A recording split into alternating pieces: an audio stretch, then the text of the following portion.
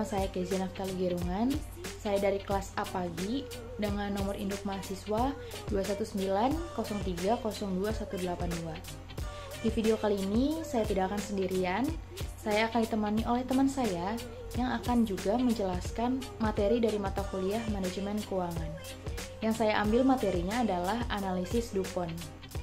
Perkenalkan, nama saya Linca Natalia dengan NIM 2190302024. Di sini saya akan menjelaskan analisis DuPont. Memahami apa itu analisis DuPont?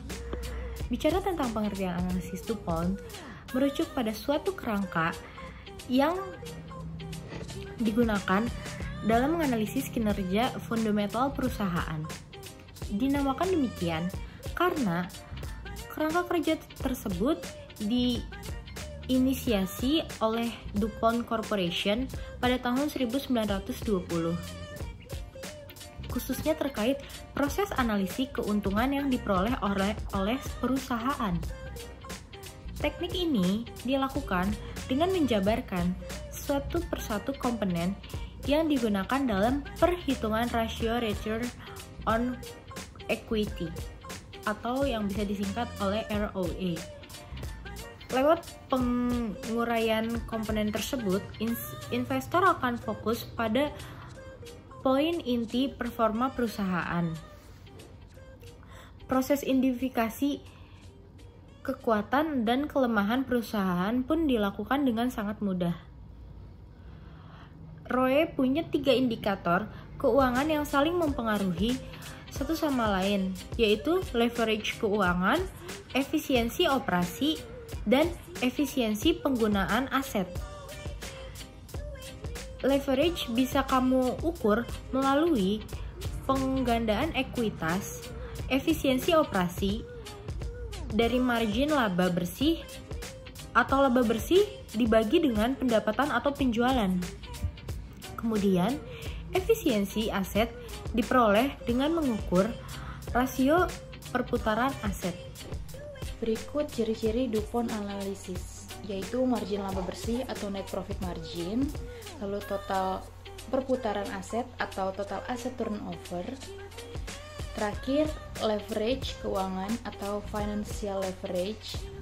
DuPont analisis dinilai berguna untuk menghindari kesimpulan yang menyesatkan dalam hal analisis keuntungan sebuah perusahaan.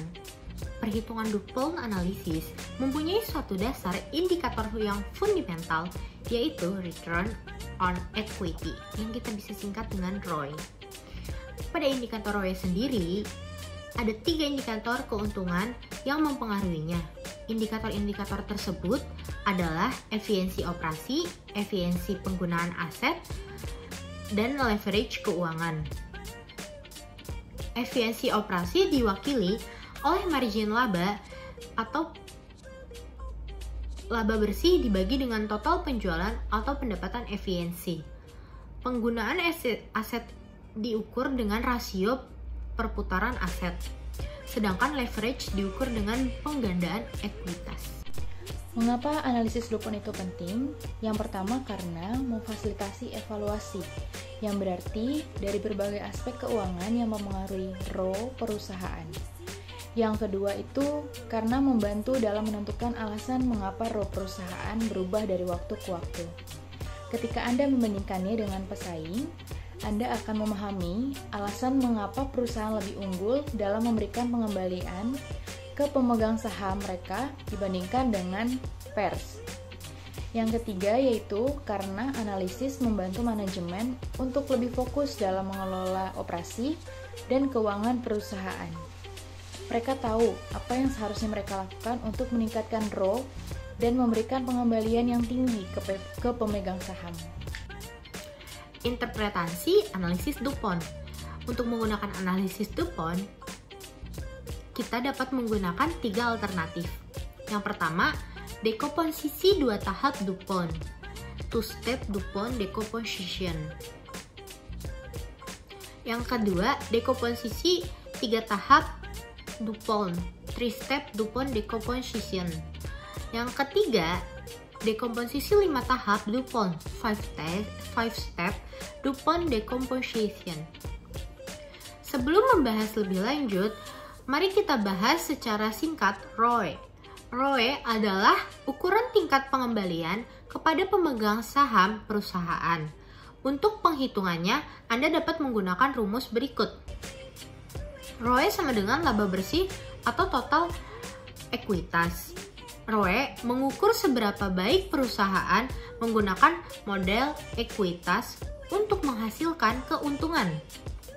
Selain sebagai faktor dalam valuasi harga saham perusahaan, itu biasanya juga menjadi indikator kinerja dan kesuksesan eksekutif perusahaan dalam mengelola bisnis.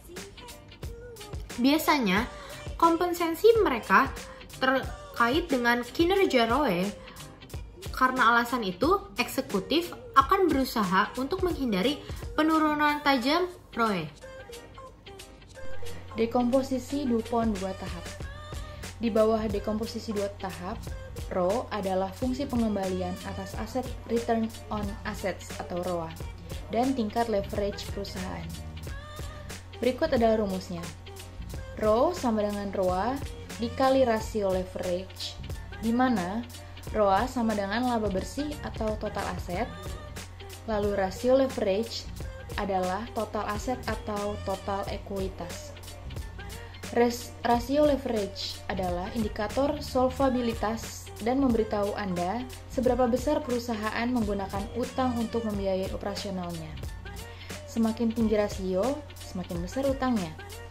Rumus di atas menunjukkan ke Anda bahwa untuk meningkatkan ROE, perusahaan dapat melakukannya dengan meningkatkan return on assets atau ROA, atau dengan menggunakan leverage atau utang yang lebih besar untuk membiayai operasinya.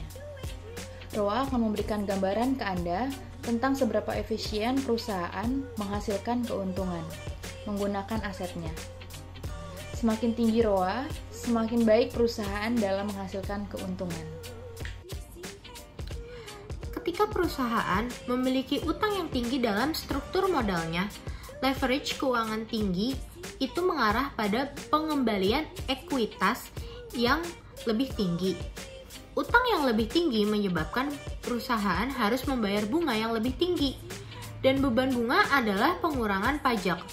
Tapi ingat, itu hanya berlaku sepanjang biaya pinjaman yang lebih rendah daripada pengembalian marginal. Tapi, jika biaya pinjaman perusahaan memilih pengembalian marginalnya, ROE mengambil banyak utang menekan ROA dan juga ROE.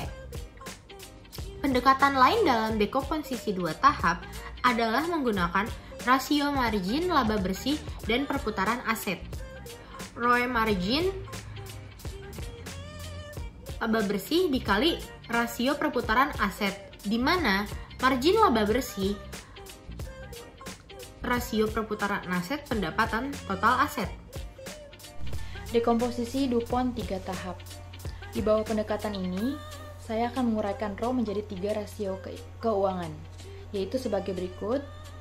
Yang pertama, ROE sama dengan margin laba bersih dikali rasio perputaran aset dikali rasio leverage keuangan, di mana margin laba bersih adalah laba bersih atau pendapatan, rasio perputaran aset adalah pendapatan atau total aset, dan rasio leverage adalah total aset atau total ekuitas.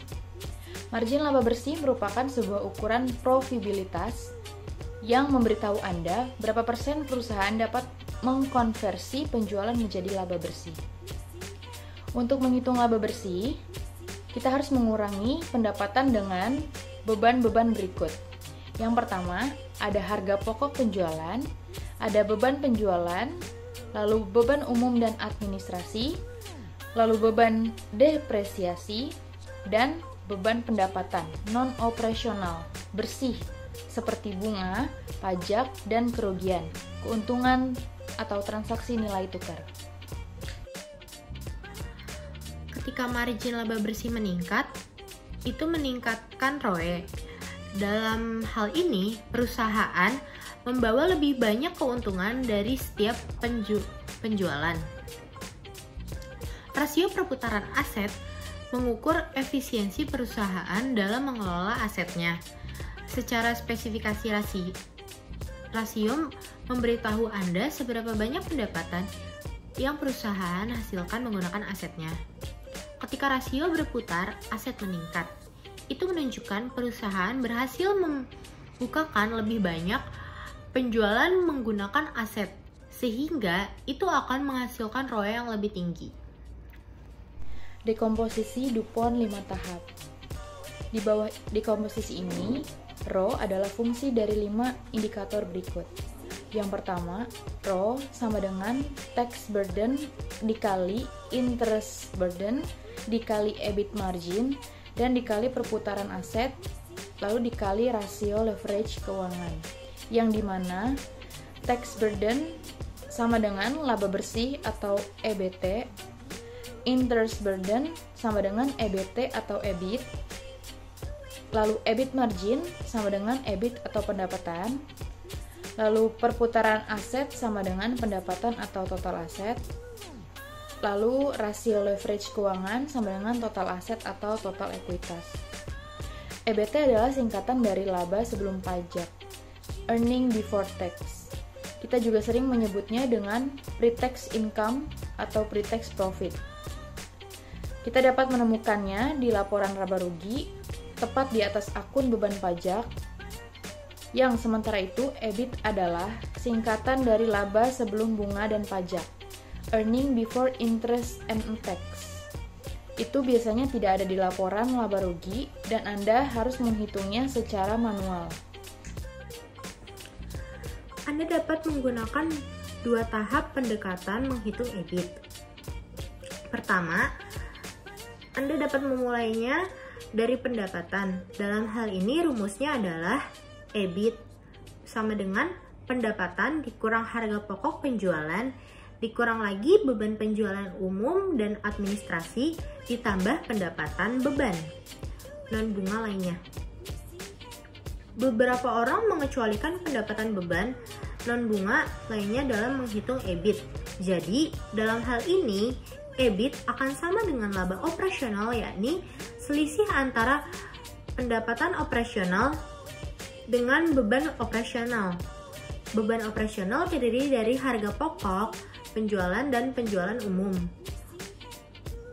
Kedua, Anda dapat menghitung EBIT dari laba bersih dan menambahkan kembali bunga dan pajak. Rumusnya adalah sebagai berikut. EBIT sama dengan laba bersih ditambah bunga dan pajak. Mari kita membahas komponen dari ROE di bawah dekomposisi DuPont 5 tahap. Yang pertama ada tax burden yang mengukur efek pajak terhadap keuntungan perusahaan. Itu memberitahu Anda sisa laba setelah perusahaan membayar pajak dan secara efektif sama dengan 1 minus rata-rata tarif pajak. Jadi, itu sama dengan 1 jika pajak adalah 0. Tax burden yang tinggi meningkatkan laba bersih karena rata-rata tarif pajak menurun, sehingga berkontribusi terhadap ROE yang lebih tinggi. Penurunan tarif pajak mungkin terjadi karena perusahaan menghasilkan lebih banyak pendapatan di yurisdiksi pajak yang lebih rendah. Atau itu karena kebijakan legislasi baru dari pemerintah. Sementara itu, ketika rasio tax burden menurun, tarif pajak rata-rata meningkat. Itu menurunkan laba bersih dan mengurangi ROE. Yang kedua ada interest burden, menunjukkan ke Anda pengaruh beban bunga terhadap ROE. Beban bunga yang tinggi mengurangi laba bersih. Rasio interest burden turun dan menurunkan ROE.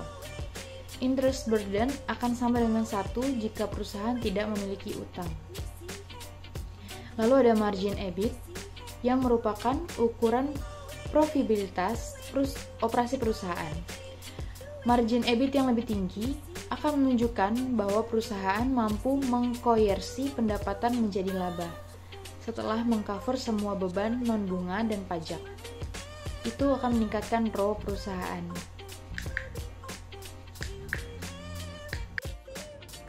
Keuntungan menggunakan metode analisis DuPont. Ada beberapa keuntungan mengapa kita harus menggunakan analisis DuPont. Yang pertama, bagi manajemen itu berguna untuk memfokuskan perbaikan ROE.